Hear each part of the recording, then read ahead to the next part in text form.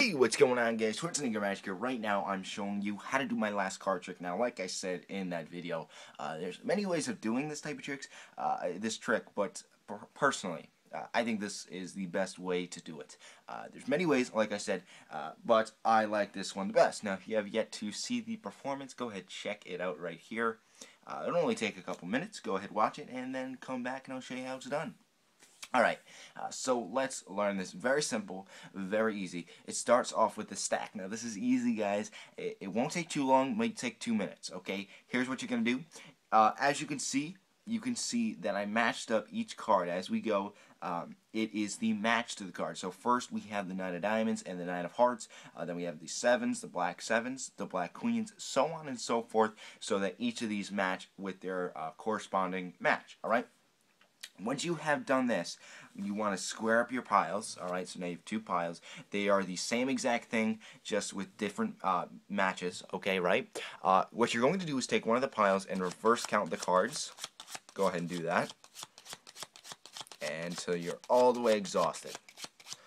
Once you've done this, you just gather up the cards, just like so, and you're ready to go. You could go right into the trick from here. What I usually do is I start with the cards in the box, I take them out, give them a false cut or shuffle, and I usually begin. What you can do, and I personally like to do this, I did this in my performance video, I like to give them a Pharaoh shuffle, because if you give them a perfect Pharaoh shuffle, and these cards are a little old, so it's more difficult, but if you give it a perfect Pharaoh shuffle, just like, well, I missed one card, that's really sad. If you give it a perfect Pharaoh shuffle, the stack stays exactly like you started, alright? So I didn't mess anything up here. The perfect Pharaoh is exactly, perfectly fine. Won't mess up anything, alright?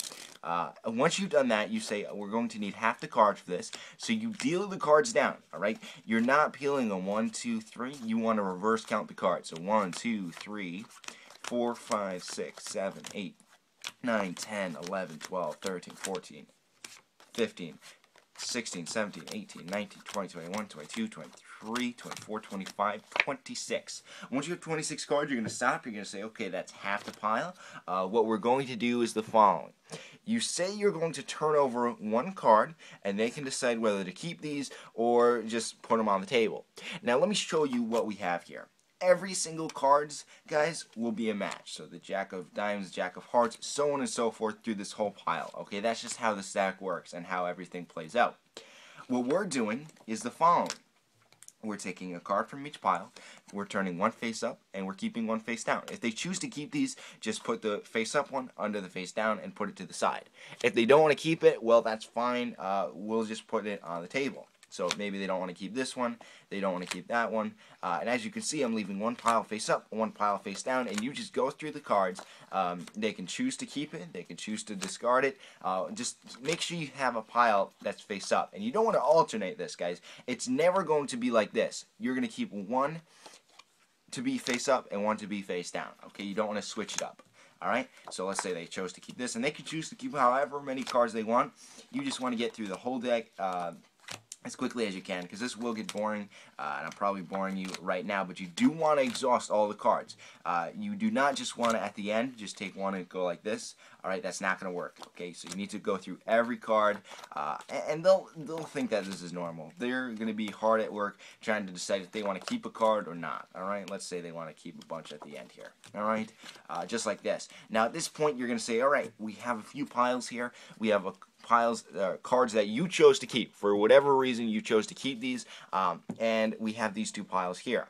What we'll do is we'll reset it.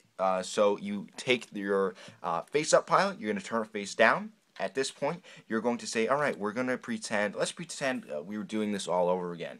What I asked you to do was I would ask you to say, would you like to keep it or not? Alright, now at this point, instead of just keeping this card face down, you turn it face up. And at this point, you reveal that all the cards were actually not matches, okay? And these won't, alright? You can go through all these, and they won't be matches through all of them, okay? They won't be matches, and then you show, but the times you just happen to call stop just happens to be perfect matches. just like that. And you can go through all these, and they will be a perfect match. Personally, I think this is a great trick, okay, because they call it stop at whatever times they want, no matter how many times they want, and they're always perfect matches. And then when you show these, none of them match. And you can let them have these cards. They can examine them. They won't realize any stack or anything like that. You can even give them a shuffle before you give it to them. Alright? So that is how you do the trick, guys. Quite simple, quite easy. If you do like the trick, make sure you give it a thumbs up. If you want to know where I got these cards, alright, because Tally Ho's a great deck of cards, you want to get one, there's a link in the description to theoneeyedjack.com. Great website. Highly recommend them. More info in the description. I thank you guys for watching, and as always, remember, I'll be back.